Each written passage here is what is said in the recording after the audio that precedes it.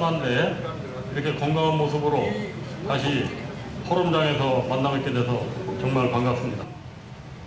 한반도 선진화 재단 이사장님을 모시고 호국 포럼을 시작하도록 하겠습니다. 오늘 진행 순서는 개회사로부터 회시까지 약 2시간 예상하고 있습니다.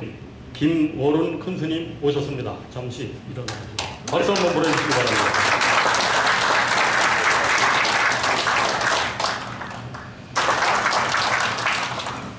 우리 임충빈 이석복 장모님 오셨습니다.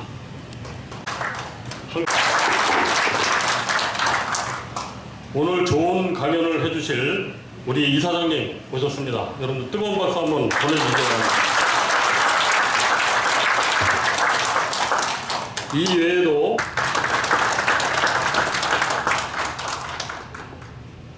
먼저 국민 의례가 있겠습니다.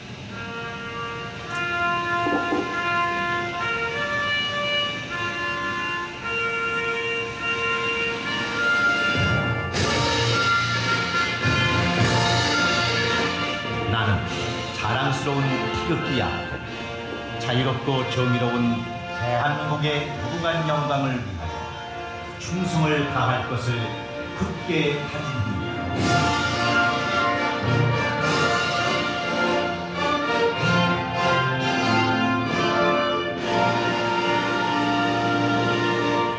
바로 애국가는 반주에 맞춰 1절을 제창하겠습니다.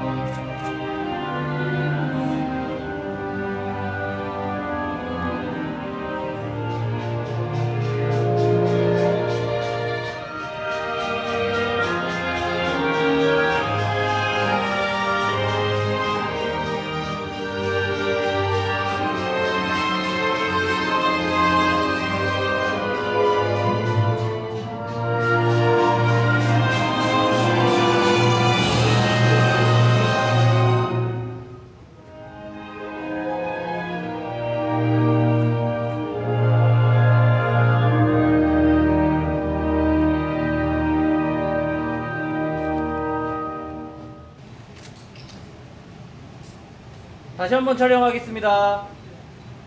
하나, 둘, 셋. 감사합니다. 네, 시작했으니까 떠다가 이렇게 먼저 드시기 바랍니다.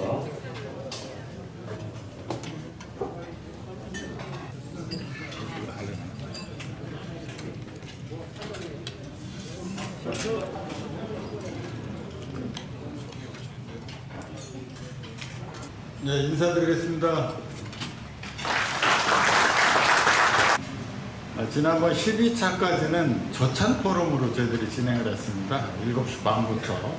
그래서 이제 아침에 하다 보니까 또 아침에 참석하시기가 좀 어렵다 하시는 분들도 계셨고, 또 우리 육군회관 내부 사정위에서 이번 13차 포럼부터는 이제 18시에 이렇게 시작을 하는 첫 번째 이렇게 포럼인데 여러분들 바쁘신 가운데 동참해 주셔서 대단히 고맙게 이렇게 생각을 합니다.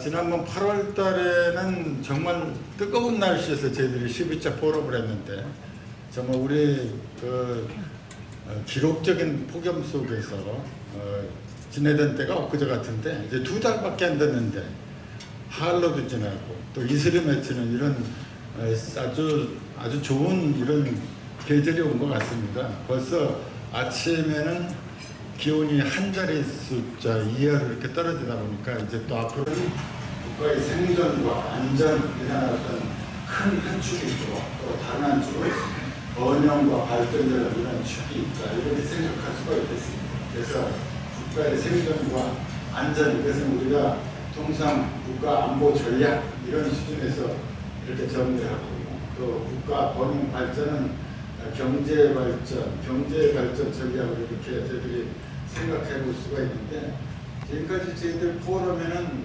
안보 관련된 전문가분들을 많이 모셨습니다. 그래서 안보 관련된 이 전문가분들을 많이 모셨는데 오늘은 좀 경제 관련된 이런 전문가를 한번 모셔볼까 이런 생각을 이렇게 갖고 오늘 포럼을 준비했습니다. 사실 뭐 여러분들 다들 인식하고 계시겠습니다만 강한 국가가 되기 위해서는 안보도 중요하고 또 경제도 중요하고 그러나 지금 안보 현실도 그렇게 넉넉하지만은 않은 것 같습니다. 지난 9월 19일 날 문재인 대통령께서 평양을 방문하시고 평양선언을 하신 이후에 평양선언에 대해서 여러 가지 평가가 많이 있는 것 같습니다.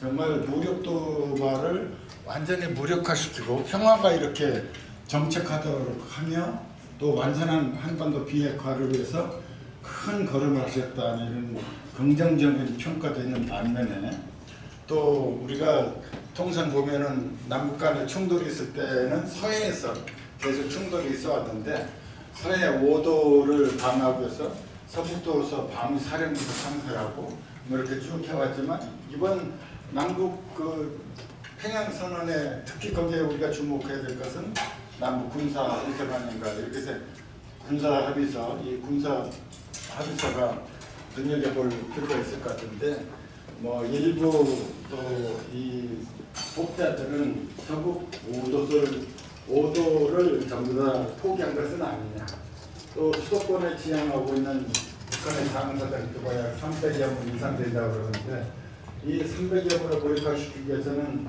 뭐 개전 초기에 대화력전이라는 것을 해야 되는데 뭐 이런 것들을 하기 위해서는 여러 가지 정보가 굉장히 중요한데 서해에서 서부 전선에서는 20km, 동부 전선에서는 40km에서 비행 기지선을 이렇게 설정하다 보니까 또 육해공군 해병대 합동 전력 운영하는 데 있어서 여러 가지 제한이 된다 하는 차원에서 우리 수도권을 포기한 어떤 그런 신체 포기 각서를 이렇게 한 것이 아니냐 이런 어떤 혹평도 있고 그런데 하여튼 안보 문제에 대해서도 걱정스러운 부분이 많이 있는 것 같습니다.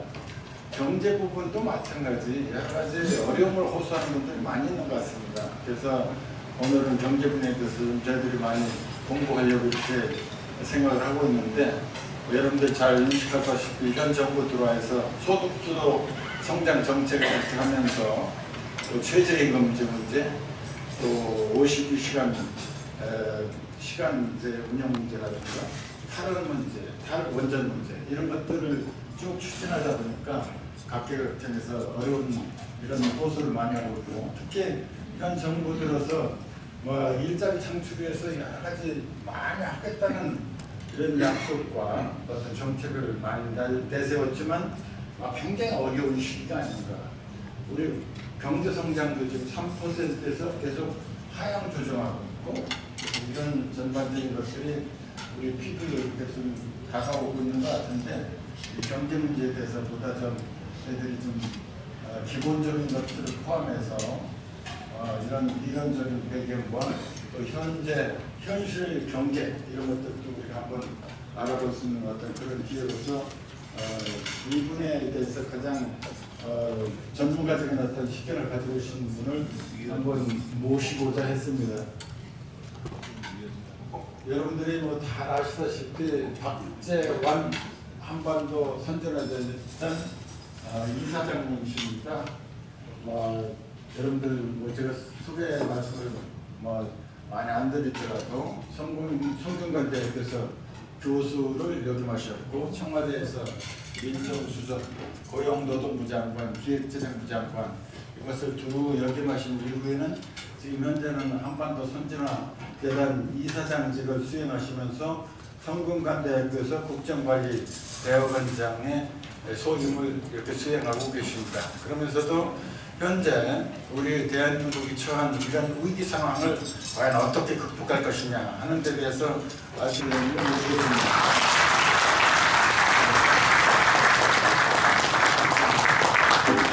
과분하게 소개를 해주셔서 어깨가 무겁습니다. 큰 스님들을 비롯해서 호국불자 포럼 분들께 경제와 관련된 말씀을 나눌 수 있게 되어서 한편으로는 영광이고 또 어깨가 무겁습니다.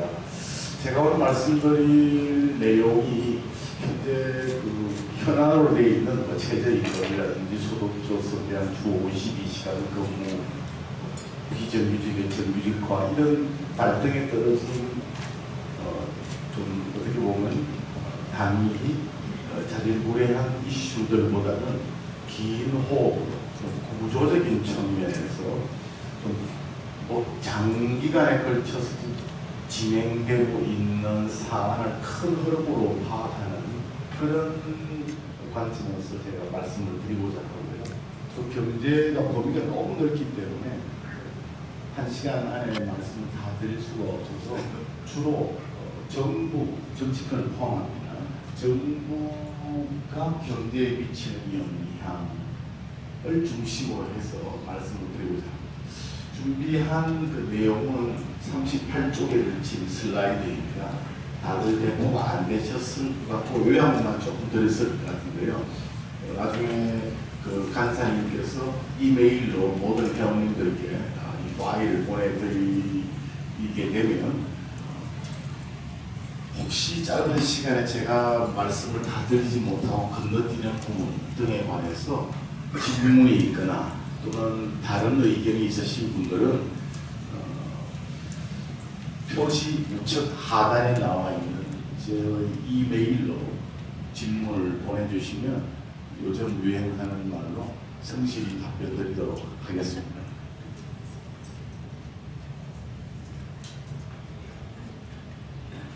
네, 크게 세 부분으로 나뉘어 있습니다. 첫 번째 파트는 지난 한 70년에 걸쳐서 우리 경제가 어떤 발자취를 거쳤으면 거기서 얻을 수 있는 교훈은 무엇인가? 두 번째는 앞으로 한 30, 40년 동안 전개될 흐름은 무엇이며 걸림돌로 지금 작용하는 애로사항은 뭔가? 마지막으로 그걸 타개하기 위해서 무엇을 해야 할까? 이런 순서가 되겠습니다. 그런데요, 우선 보시기에 불편하지 않으시면 그냥 이걸로 하겠습니다. 지난 1953년 우리나라 통계청이 처음으로 통계를 갖고 있는 이때 1인당 국민소득이 67달러였고요. 지난해 우리가 3만 달러 근처까지 갔었어요. 연평균 실질 7.2% 성장했는데 이것은 인류 역사에서 기록입니다. 우리나라만큼 이렇게 빨리 성장한 나라가 아무도 없어요. 그리고 구매력 기준으로 그 물가를 감안해서 봤을 때 순수치소득 넷테이크홈페이라고 하는데요. 세금을 빼고 말하자면 통장에 찍히는 금액으로 우리 월급이 물가를 감안했을 때 얼마 정도 되느냐? 1인 가구 기준으로 OECD 36개 국가 가운데 5위고요. 4인 가구 기준으로 9위입니다. 그러니까 OECD 하면 선진국 클럽인데 우리는 일본보다 이미 2011년부터 저 기준으로 훨씬 잘 살고요. 미국보다도 훨씬 잘 삽니다. 네, 이렇게 해주시면 좋겠어요. 네. 그게 여기 지금 해놓은 거고요. 뭐 요약해 보면 우리가 가파르게 성장했다 하는 걸 대체로 알고 계신데 우리가 실제로 어느 정도 잘 살고 있냐 하는 것은 아직 실감을 잘 못하시는 것 같은데요. 상대적으로 보면 우리 굉장히 잘 산다. 그렇게 우선 말씀드릴 수 있겠고요. 다음, 이게 넘어가지 않는 겁니다. 네. 첫 번째 말씀드린 게 성장이었고요. 경제하면 성장 말고 분배라는 걸 또 고려를 해야 됩니다. 이 문제는 상당히 논란이 많은 이슈입니다. 뭐 비립비 부익부다, 양극화가 심화된다 해서 국민들께서 상당히 분배 문제에 대해서 화가 많이 나 있는 그런 상황인데요. 그럼 어느 정도 분배가 돼야 좋은가? 물론 정답이 없습니다. 그래서 다른 나라와 비교해 봤을 때 상대적으로 어느 정도인가를 한번 뭐 여러 지표로 해서 볼 수가 있겠는데요. 왼쪽 그래프는 정부가 개입하기 이전 그걸 시장 소득이라고 합니다. 그다음 이건 뭐 그냥 전쟁이 6.25가 끝난 뒤에 이 왼쪽 그림은 서울의 모습이고요. 오른쪽 그림은 2012년에 나사의 인공위성이 찍은 한반도의 야경인데 뭐 제가 설명을 안 드려도 남북한이 얼마나 차이가 나는지를 아실 수가 있겠습니다. 올해 한국은행이 발표한 기준으로 경제력이 47배가 차이가 납니다. 아까 회장님께서 안보 그리고 경제 두 가지 말씀하셨는데요. 사실 경제력이 이렇게 격차가 나니까 우리 안보, 뭐 군사력 이런 것도 지금 상당히 재래식 무기를 보면 비대칭 전력 말고요. 보면 상당히 우리가 압도하고 있다. 그렇게 저는 믿고 있습니다. 왜 이렇게 됐는지는 좀 이따가 보기로 하고요. 자, 그러면 굉장히 성공한 경제라고 할 수 있겠는데 어떻게 해서 이렇게 성공을 했나? 뭐 여러 요인이 있어요.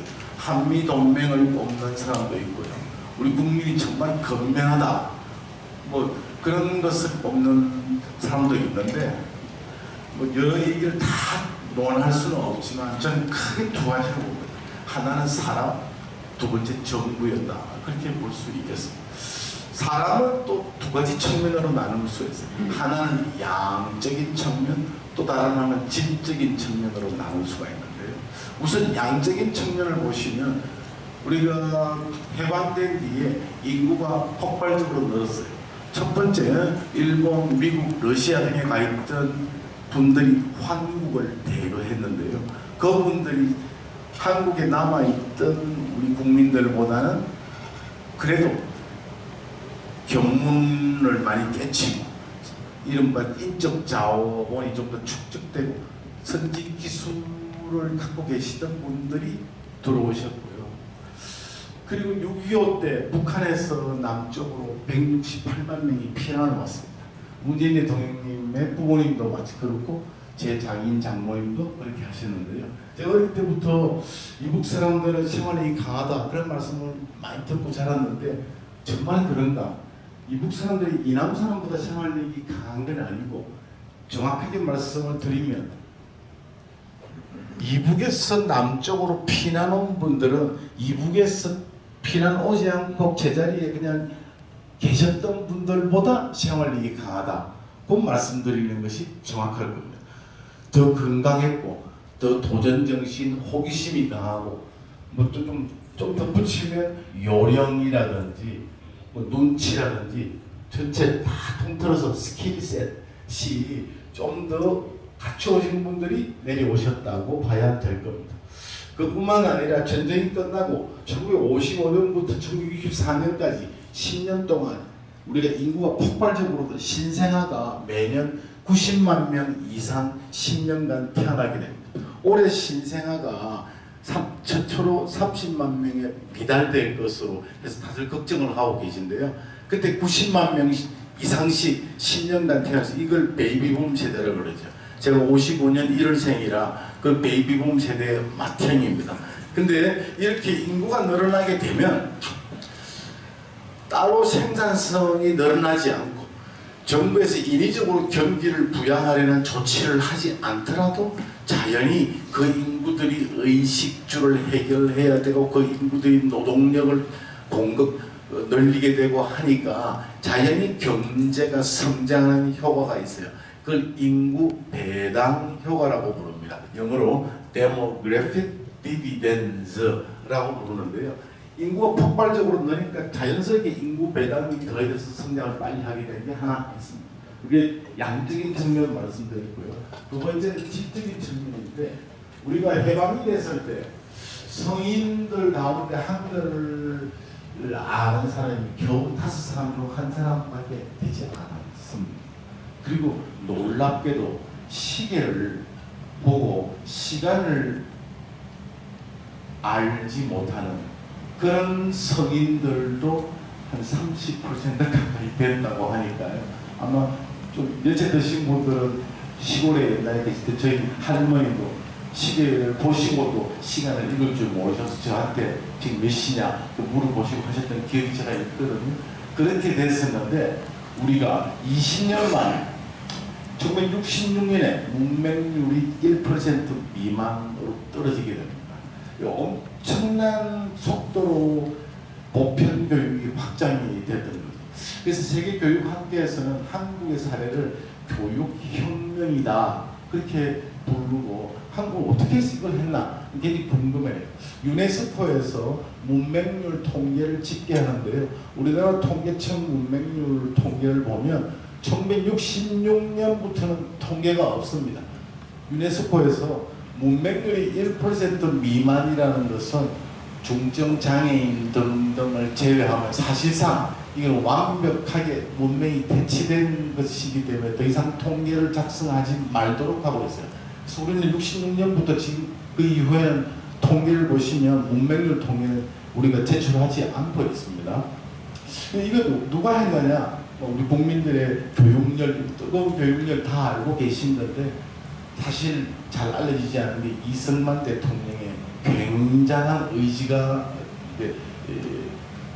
작동을 해서 그렇게 됐다고 보시면 됩니다. 이승만 대통령께서 두 가지를 크게 내셔서 첫째 반공과 방일을 국시로 삼고 그리고 문맹 대치에 심혈을 기울이셨어요. 그래서 당시 좀 재산이 있다고 하는 좀 산다 하는 지방의 유지들한테는 유경 사업을 좀 해달라 하고 강력하게 권고를 하고 여러 제도를 유경 사업에 좀 유리하도록 많이 만드셨어요. 인센티브도 제공하고 선진국들 가운데서 우리도 지금 이미 엄연히 경제적으로 보면 선진국입니다. 가운데서 우리나라가 유독 중학교, 고등학교, 대학교에 사학이 굉장히 많잖아요. 이 중에도 아마 사학 나오신 분들이 계실 거예요. 공립학교가 아닌 사학이 많은 이유는 이런 1950년대 정부 정책의 유산이 아직도 남아있기 때문이다. 이렇게 이해하시면 되겠습니다. 그때 교육된 인적 자원이 1960년대 박정희 대통령께서 펴셨던 경제발전 정책의 미끄럼, 토양이 됐다. 그렇게 이해하시면 되겠습니다. 뭐 길게 말씀드렸는데 한 가지 또 잊을 수 없는 게 STEM 하면 번역하면 줄기라는 것인데 Science, Technology, Engineering and Mathematics의 준말입니다. 과학, 기술, 공학, 그리고 수학 뭐 통칭하면 이공계 그렇게 볼 수 있겠죠. 우리가 교육에 힘을 썼는데 60년대 와서 박정희 대통령 때부터 이공계를 굉장히 많이 장려를 했어요. 육사에도 문과, 이과 이렇게 있으시잖아요. 그래서 공고, 공대, 공업 전문학교 이런 걸 굉장히 티오를 많이 늘렸어요.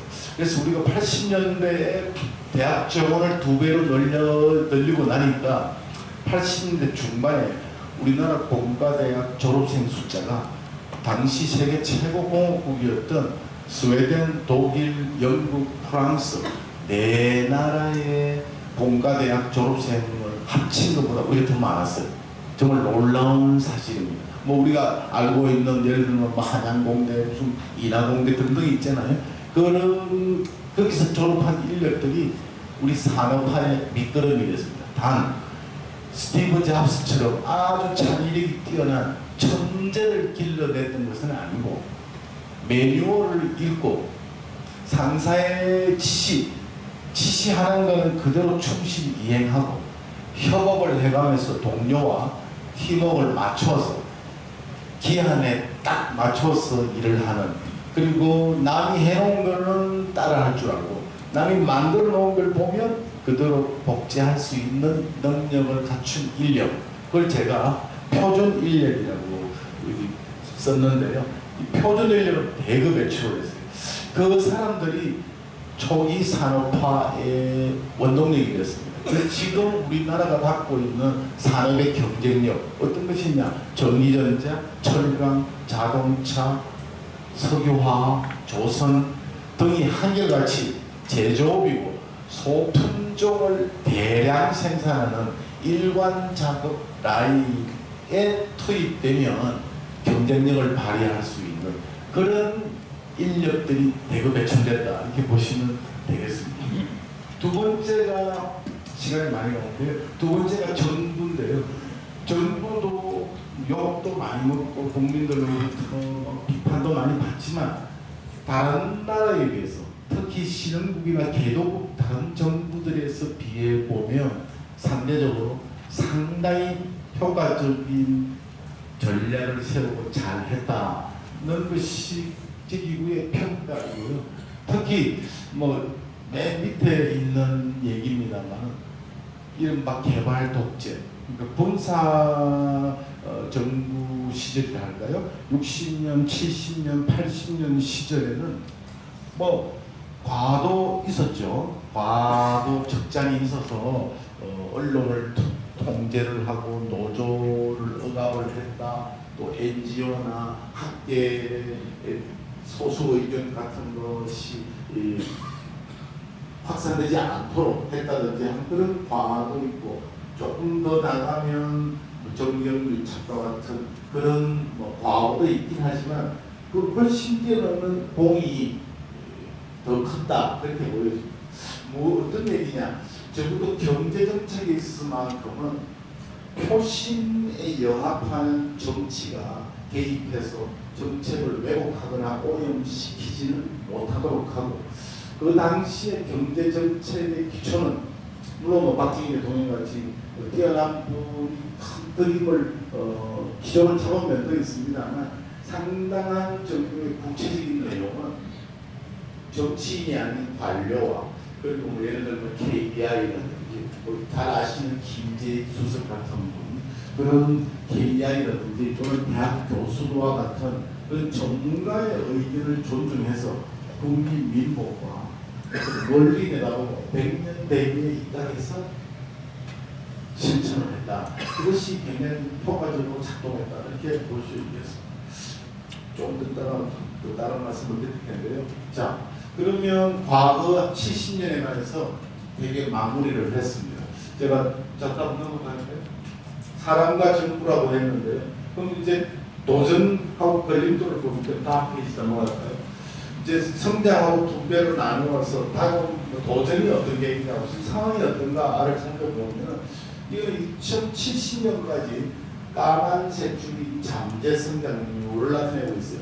잠재 성장률이라는 것은 정부가 인위적으로 경기를 부양하지 않고 물가에 부담을 주지 않으면서 자연스럽게 달성될 수 있는 성장률인데요. 한때 우리가 한 6%까지 갔다가 지금은 3% 좀 언저리에 있다고 생각이 들고요. 문제는 2050년쯤이 되면 이게 1%로 떨어질 거다. 시간이 흐르면서 계속 낮아지는 그런 경향을 나타내는 것으로 비관적인 전망이 나오고 있고 특히 초록색 부분은 고용 기여도라고 되어 있는데요. 성장에 고용이 미치는 영향인데요. 2020년대 후반 내지 30년대부터는 저 고용 기여도가 마이너스가 된다. 아까 제가 말씀드린 인구 배당이죠. 인구가 늘어나면 경제가 성장하는 그 거꾸로 인구가 줄면서 오히려 경제 성장률을 갉아먹게 되는 그런 상황이 벌어질 거다. 이게 생각보다는 인구가 줄고 또 나이가 들어가는 것에 대해서 우리가 이게 점진적으로 진행되다 보니까 심각성을 잘 깨닫지 못하고 있어요. 근데 굉장히 심각합니다. 정부가 추진하고 있는 국방개혁 같은 경우도 사실 병력 숫자를 앞으로 맞추기가 어렵기 때문에 그러면 전체적으로 우리 방위 계획을 어떻게 짤 거냐, 휴전선을 이제 뭐 철통같이 지키는 지켜주고 과연 있는 거냐. 뭐 철책선에서 정말 병력들이 부모 가구의 소득 계층과 그 차이를 보니까요. 아버지가 뭐 고학년이면 임금이 높다. 또 부잣집 아들 딸이면 임금이 높다 하는 것이 지난 20년 동안 1998년부터 작년까지 자료를 보니까 그런 격차가 점점 커지고 성장은 지금 저성장으로 확실히 가고 분배는 뭐 그건 괜찮은 것 같은데 대물림이 강화되는 것 같아요. 이게 안 좋은 조짐이죠. 그럼 왜 이렇게 됐느냐 하는 것을 제가 아까 말씀드린 두 가지 요인, 사람과 정부로 나누어 설명드리고자 합니다. 우리가 사람이 괜찮았고 정부도 잘했기 때문에 그동안 경제가 성장하고 분배도 잘 됐었는데 역설적으로 초기 산업화 시대 때 우리 성공 방정식이었던 사람도 그리고 정부도 지금 문제가 있어서 더 이상 3만 달러를 넘어서서 5만 달러, 10만 달러로 가기가 어려운 지경에 있다. 이게 제가 말씀드리는 그 말하자면 키 핵심 메시지고요. 그것을 사람을 두 가지 측면, 정부를 두 가지 측면, 합쳐서 네 가지 측면으로 나눠 살펴보도록 하겠습니다. 사람의 양은 뭐 굳이 더 설명 안 해도 될 것 같아요.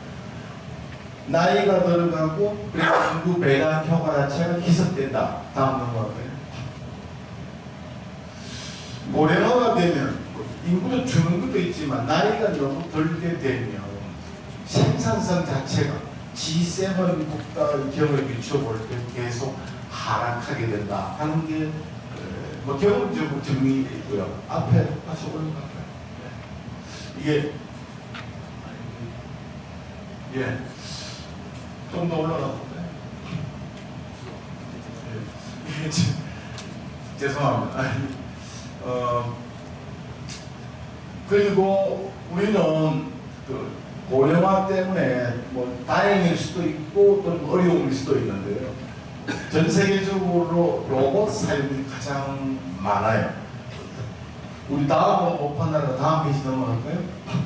우리 다음으로 높은 나라가 독일, 일본 정도인데요. 그 다음 페이지. 이게 독일이고 일본인데요. 그러고서 1만 명 대비 로봇 밀도가 우리 아주 높아요. 뭐 길게 말씀드릴 수는 없지만 지금은 로봇이 누구를 대체하고 있냐면 40대, 50대 장년층 노동을 대체하고 있어요. 근데 앞으로는 AI하고 결합하면 어떻게 되느냐? 40대, 50대 장년층은 물론 65세 이상 노인층도 노동을 로봇이 대체하게 될 것이라고 합니다. 그것을 최근에 나온 연구 결과가 국가별로 따져봤더니 한국의 가장 자동화로 인해 노동이 대체될 위험이 높다 그런 얘기입니다. 다음 들어보고요. 일자리가 파괴돼야 일자리가 만들어질 수 있는데 우리는 뒤에서 좀 보시겠지만 여러 저항으로 일자리 파괴가 잘 안 되고 있어서 기존에 취업해 있는 사람은 어떻게 보면 천국이라 할 수 있죠. 그런데 그 사람 일자리가 파괴가 안 되니까 새로 취업하려는 사람, 이제 사회에 진출하는 청년들한테는 정말 어려움이 가중된다 이렇게 볼 수 있겠습니다. 넘어갈까요? 문제가 있고 또 우리가 교육, 학교에서 배운 거, 직장의 문화 여러 가지로 볼 때 역량이 낙후되어 있다. 그건 말씀드렸고요. 정부는 더 큰 문제라고 하겠습니다. 이게 정말 바로 잡아야 되는데요. 정부는 첫째, 너무 역량력이 커요. 규모가 크다거나 외형이 이렇게 압도적이라 그런 뜻은 아니고요. 행사한 영향력, 입김이 너무 커요. 이건 언제부터 생긴 거냐? 조선시대부터 생긴 거라고 볼 수도 있지만 정확하게 말씀드리면 정부가 우리가 자원이 너무 없을 때 제한된 자원을 다 모아서 전략적으로 배분하고 성장을 주도하던 산업화 시대 때 60, 70, 80년대 시대 때의 유산이 이제는 후기 산업화 또는 4차 산업혁명 시대로 왔기 때문에 국민소득 3만 달러에 달했기 때문에 이제는 정부가 바뀌어야 되는데 여전히 그 유산이 남아있다. 게다가 종전에는 그래도 행정부 관료가 주도권을 쥐었었지만 이제 민주화 이후에는 정치권까지 경제정책에 가세해서 포크와 숟가락을 들고 입김을 행사하기 때문에 이 득표를 극대화하려는 의도가 많은 정책을 왜곡, 오염시키고 있다. 이렇게 말씀드릴 수 있겠습니다. 이 그림은 어린이집이라든지 등을 포함한 사회 서비스, 전반적으로 국민 세금 또는 부담금, 국민의 공공요금 등으로 운영되는 부문의 일자리가 엄청나게 빠르게 늘어나고 있다는 거예요. 파란색은 새 정부 출범 시점을 본 거고요. 그 이전과 이후를 보면 더 가팔라졌는데 물론 중간에 V자 계곡이 있습니다만 저것은 예를 들면 다산 콜센터처럼 공무원은 아닌데 정부 예산으로 매년 연간 베이스로 계약해서 채용되고 활용되는 인력들이 연말 연시에 일시적으로 계약이 종료되면서 나타난 착시 현상이니까요. 이것을 무시하고 보시면 특히 최근에는 굉장히 가파른 속도로 늘어나고 있어요. 오늘도 제가 어떤 경제지 기자한테 전화를 받았는데 정부에서 각 공기업에 공문을 내려보내가지고 2달 동안 한시적으로 임시직을 채용을 얼마씩 하라고 공문을 내려보냈다고 합니다. 그래서 제가 2달 이후에는 어떻게 되느냐, 그 인턴 개념이냐, 그게 아니고 2달 이후에 끝납니다. 정부에서 왜 이렇게 했다느냐, 아무래도 고용 총량이 자꾸 감소하니까 그걸 좀 일시적으로 벌충하기 위한 고용지책이 아닐까요? 기자의 추측인데요. 내일 기사가 어떻게 날지 모르겠습니다. 만약 그렇다면 그건 정말 예를 들면 8월 달에 고용이 우리가 총 5천 명이 늘었어요. 1년 전에 비해. 5천 명이 늘었는데 민간 부분에서 6만 7천 명이 줄고 공공부문에서 7만 2천 명이 늘어가지고 순전 5천 명이 는 겁니다. 공공부문이라는 국민 세금이 들어가는 거잖아요. 이건 물론 논리가 있죠. 우리나라의 공무원 숫자가 말하자면 선진국에 비해 보면 인구 대비 공무원 숫자가 적어요. 그래서 그걸 보고 우리도 공무원을 좀 늘려야 된다고 뭐 주장하는 분들이 있습니다. 저는 거기에 대해서 반대해요. 인구뿐만 아니고 우리가 고려해야 될 2가지 더 있습니다. 하나는 면적입니다. 면적 대비 보면 우리나라 공무원 숫자가 선진국보다 많아요. 왜 면적이 중요하냐? 우편집배원 예를 들어 볼까요? 어떤 우편집배원이 1000통의 편지를 배달하려면 우리나라에 예를 들면 아파트 단지에 가서 1000통을 배달하려면 시간이 얼마 안 걸리겠죠. 러시아 같이 넓은 나라에서 1000통의 편지를 배달하려면 집배원이 하루 종일 해도 안 될지도 모르겠어요. 그래서 제가 꼭 인구만 보고 공무원 숫자를 결정할 게 아니고 면적도 중요하다. 우리나라가 와이파이라든지 5G 통신망이 경쟁력을 갖추고 있는 건 우리가 면적이 좁기 때문에 인구 밀도가 높기 때문에 투자 효과가 굉장히 크게 나타날 수 있거든요. 이런 뭐 규모의 경제가 나타날 수 있기 때문인데 그 점을 감안해야 되고, 2번째, 공무원들 특히 행정부는 서비스가 대체로 노동 집약직입니다. 사람이 하는 겁니다. 자본 집약직이 아니고. 그런데 앞으로 4차 산업혁명이 진행이 되면 여러 기술들은 노동을 절감하는 방향으로 진행이 되게 돼요. 예를 들면 경찰 수사 같은 거, 지금 CCTV 엄청나게 깔려 있잖아요. 지금은 범인을 잡는 게 뭐 옛날처럼 지문이나 이런 것을 뛰어넘어서 CCTV라든지 뭐 DNA 뭐 대조한다든지 이런 것들이 굉장히 발달되어 있어요. 글쎄요, 그저께 뭐 풍덩을 날려가지고 뭐 대형 사고가 나고 했는데 그런 거 금방 CCTV로 잡았잖아요. 그리고 119 최근에 많이 늘리고 있어요. 119 구급 대응이 부족하다 해서 많이 늘리는데, 그래서 제가 보면 노량진에 공무원 학원에, 시험 학원에 일반 행정직, 세무직 준비하는 사람들도 아니 소방직 많이 뽑는데 그쪽으로 가면 훨씬 합격 가능성이 높지 않나 해서 소방직이 자기가 자질이나 적성이 맞는지 여부를 검문하고 전부 소방직 가가지고 시험 공부를 하고, 이거 이렇게 돼서 될 일이 아니고요. 앞으로 4차 산업혁명이 진행되면 소방직의 인력들이 어쩌면 로봇이라든지 이런 쪽으로 상당히 대체가 될 수 있을 여지가 있습니다. 그래서 사람을 뽑는 건 고정 비용인데 이게 상당히 신중해야 돼요. 여기도 베이비붐이 있습니다. 한꺼번에 너무 많이 뽑아놓으면 그 사람들 나중에 승진할 때 자기들끼리 같이 해서 갈등도 생기고요. 또 사람을 한꺼번에 많이 뽑으면 당연히 함량 미달에 군대를 치면 관심병사도 막 들어오게 되고 이렇게 되니까 이게 안 된다. 너무 길게 말씀드렸는데 조금 더 다음 이거는 참고하시죠. 우리나라는 굉장히 정부가 간섭하는 정도가 심하다. 그래서 대통령께서 해외 순방을 가시면 꼭 이 정부뿐만 아니고 거전 정부 다 마찬가지인데요.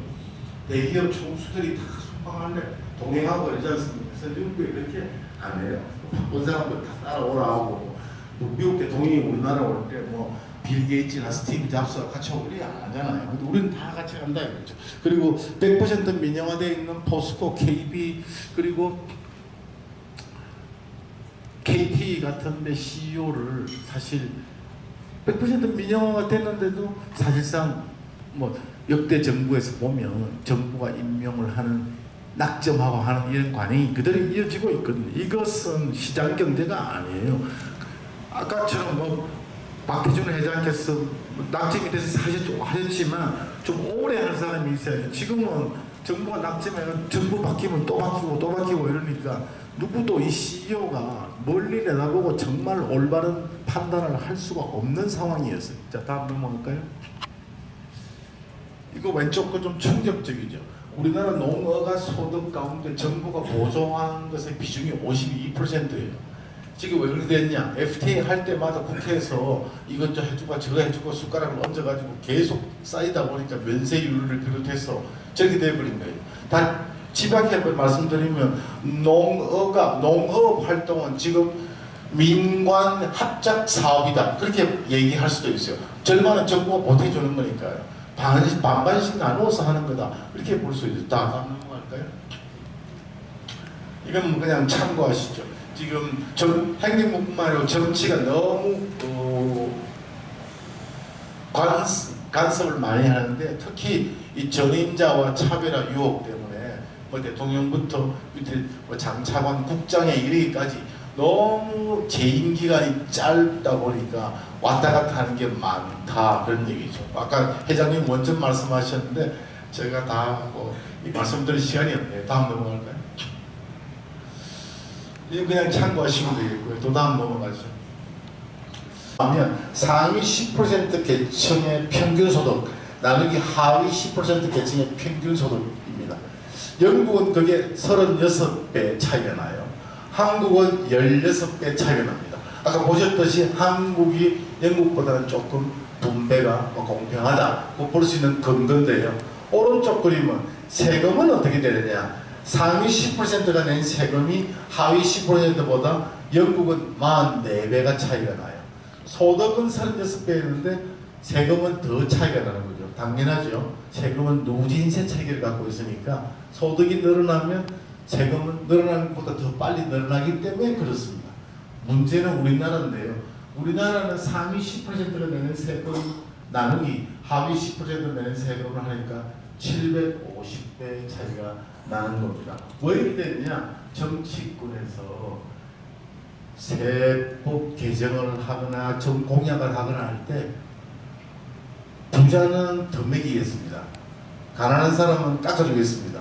그래서 가난한 사람만 깎아줘야 되겠냐? 중산층, 이른바 서민이라는 걸 다 깎아줘야 안 되겠냐? 하다 보니까 1대 99 아니면 5대 95 좀 크게 나가면 10대 90의 프레임으로 접근하다가 보니 그게 누차 반복되다 보니까 이런 황당한 상황이 나오고 이것 때문에 오히려 성명재 교수의 분석에 따르면 소득 분배는 더 악화된다. 세금을 매김으로써 뭐 정리해 볼게요. 소득세의 경우는 상위 10%가 전체 세금의 90%를 냅니다.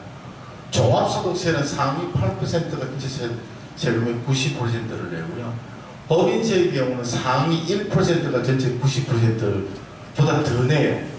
그러니까 그리고 우리 자영사업자는 46%가 세금을 한 푼도 안 내요.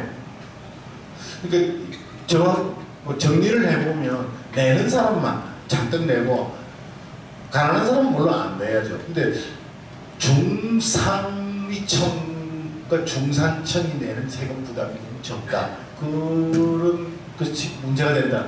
넘어가 볼까요? 사람 눈 사진을 수백만 장을 학습한 AI가 사람 눈만 사진을 보면 어떤 의사보다 더 정확하게 당뇨병 같은 걸 진단을 할 수 있는 프로그램이 의학계가 아니고 스탠포드 대학 경영대학원에서 발표를 했거든요. 뭐 때문에 그런 쓸데없는 걸 하냐? 아프리카에 있는 사람이라도 스마트폰으로 사진을 찍어가지고 이메일로 스탠포드 대학에 보내면 스탠포드 대학 AI가 보고 당뇨 1, 2야 처방은 못하지만 진단을 해줍니다. 근데 그게 원격 진료인데요. 그런 게 우리나라에서는 개인정보 보호 등등의 여러 규제 때문에 그런 프로그램 자체가 나오기도 어렵고 원격적으로 안 되게 되어 있습니다. 또 글쎄요. 제가 제 친척인 그 젊은 변호사가 미국의 실리콘밸리 쪽에서 큰 로펌에 소속돼서 일을 하는데요. 출근을 안 해요. 일주일에 한 번 정도 출근할까 말까요.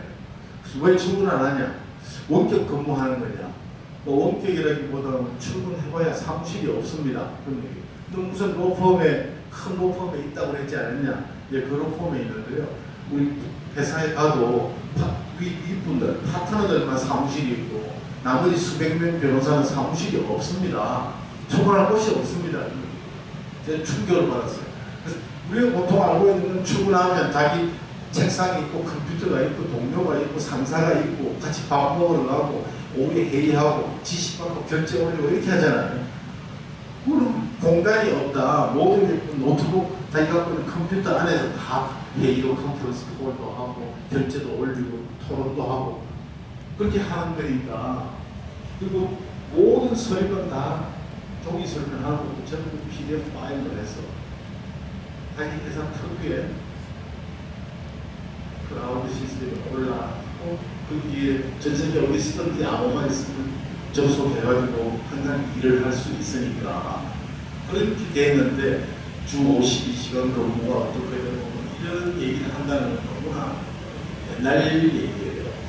한 가지 먼저 말씀드리면 자, 그럼 지나갈까요?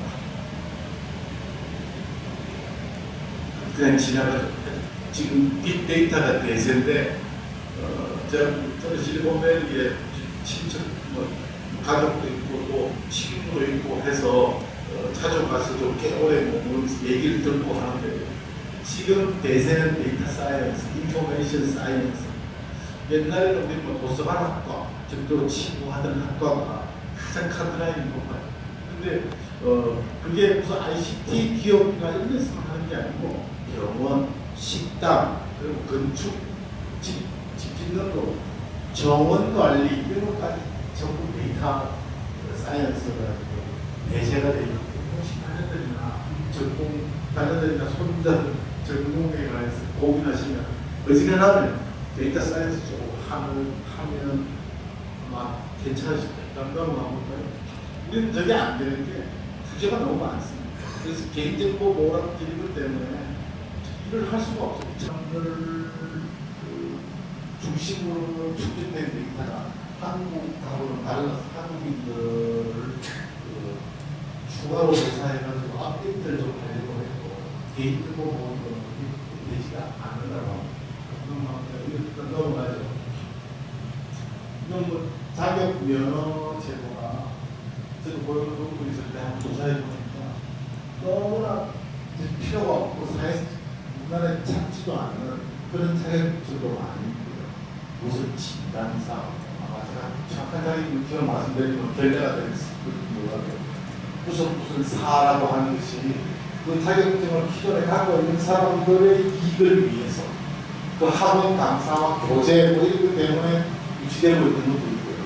또 자격증 가운데는 여러 가지 무슨 여건 변화에 맞추어서 과업이라 이런 좀 갱신을 해야 되는데 그게 잘 안 돼요. 변호사하고 변리사하고 싸우고 있고 한의사하고 의사들하고 싸우고 이런 것 자체가 조정이 안 되는 거예요.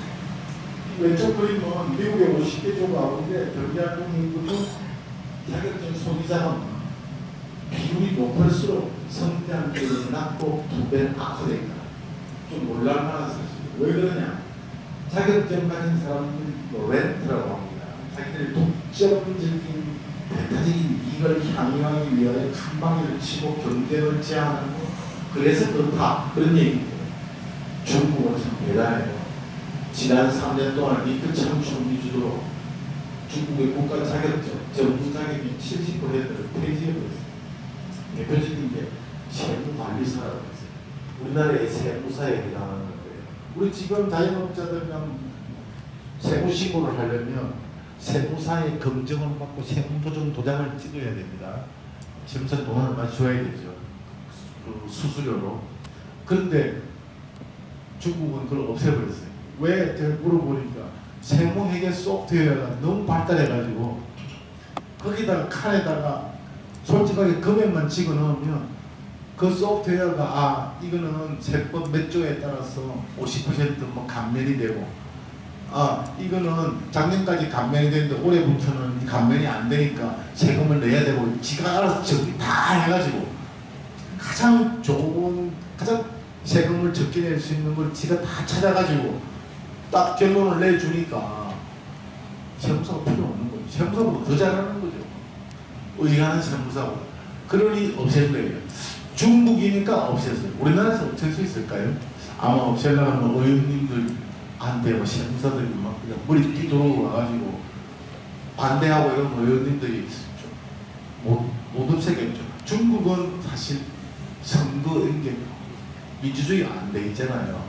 그냥 없애라면 없애는 거지. 그게 뭐 반발하고 이런 사람은 판빙빙처럼 너 한번 뜨거운 맛을 볼래라든지 뭐 그렇게 되지 않겠어요. 제가 보면 이렇게 너무 중국 정부를 비하하는 건 아닙니다만은 이게 우리가 옛날에 했던 개발 독재 시대 때의 경제 정책의 장점이 있었다고 제가 초기에 말씀드렸잖아요. 그게 이 민주화가 되면서 표심 때문에 많이 왜곡이 된 것 중에 지금도 보면 미용사하고 네일 아트 하는 손톱하는 사람하고 싸웁니다. 서로 국민들의 그 이해관계와 상관없이 너무 이게 골역덕이라는 이게 지속되고 있어요. 미국 같은 경우도 의사가 한 일들, 태스크를 분석해보니 40%는 의사가 아닌 비의료인들이 해도 되더라 하는 연구 결과가 또 나와 있어요. 경제활동이 자유로운 미국 맛을 그러는데 미국 같은 데도 뭐 총기 규제 당연한 것 같은데 잘 안 되잖아요. 없애려고 하니까. 자, 다음 넘어갈까요?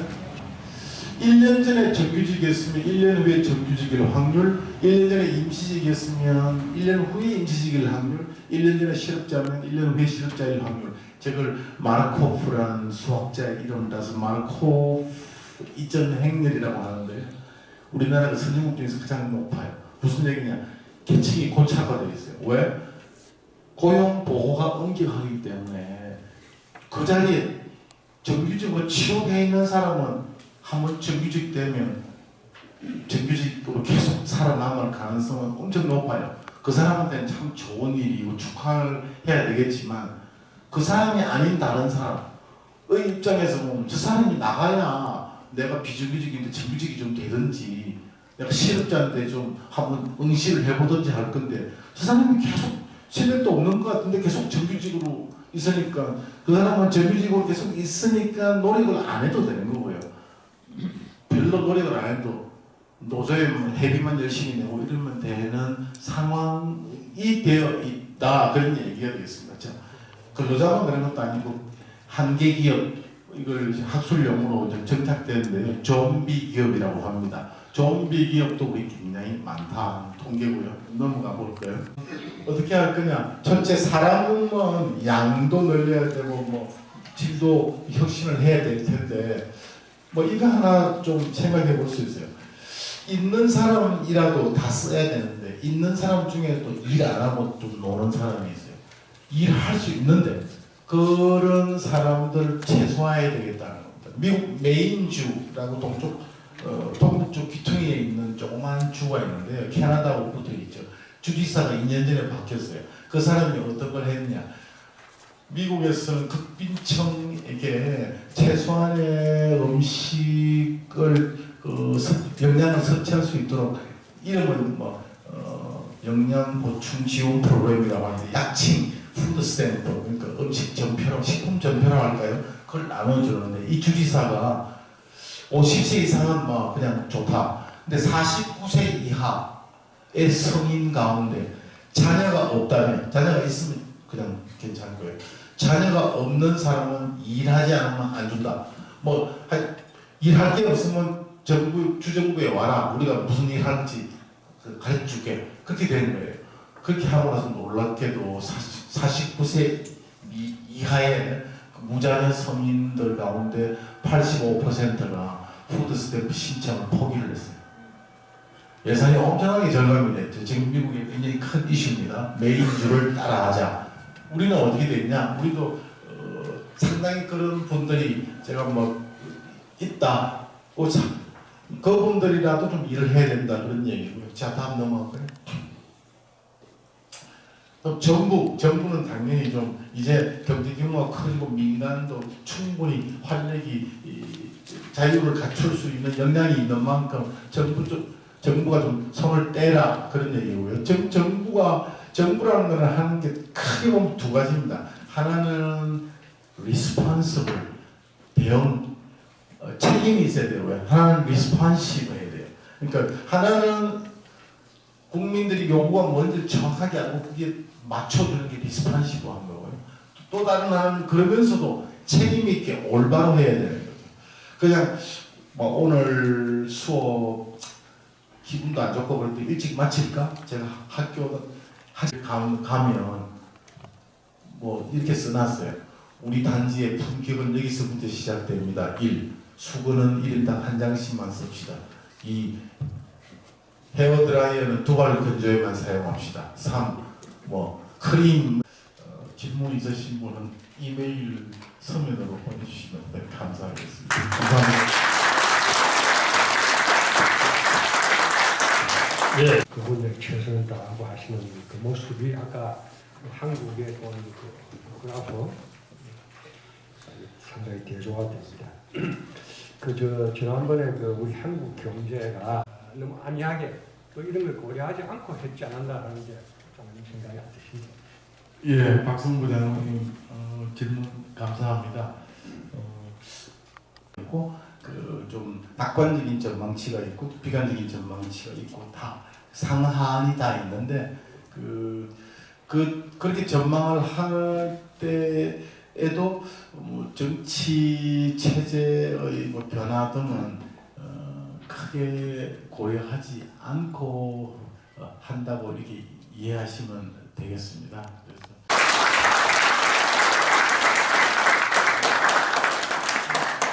이상으로 오늘 모든 포럼을 마치고 다음 포럼은 12월